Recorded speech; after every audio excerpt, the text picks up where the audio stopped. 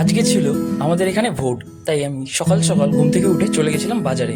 বাজার থেকে মাছ কিনে নিয়ে আমি বাড়ি এসেই আমার ব্রেকফাস্ট করে নিলাম। তো ওটস খাচ্ছিলাম সকালবেলা। তো খাওয়া দাওয়া কমপ্লিট করে তাড়াতাড়ি স্নান করে আমরা সবাই রেডি হয়ে চলে গেছিলাম ভোট দেওয়ার জন্য।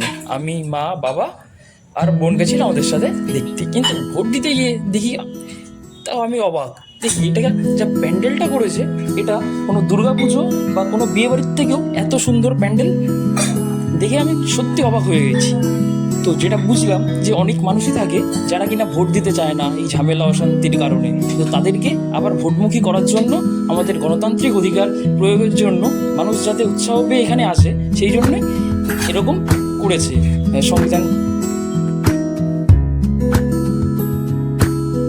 এত সুন্দর প্যান্ডেল ছাড়াও এখানে বাচ্চাদের জন্য একটা খেলার জায়গা করেছিল, যেখানে ছোট ছোট বাচ্চারা যারা আসছিল তাদের বাবা মার সাথে ভোট দিয়ে তারা ভীষণ আনন্দে মজা করছিল। এটা ছাড়াও ছিল এখানে একটা রিফ্রেশমেন্ট সেন্টার, সেখান থেকে গ্লুকন্ডি দেওয়া জল দিচ্ছিল। তো আমিও নিয়ে নিলাম। তো এটাই ছিল আজকের ব্লগে। দেখা হবে নেক্সট ব্লগে। টাটা।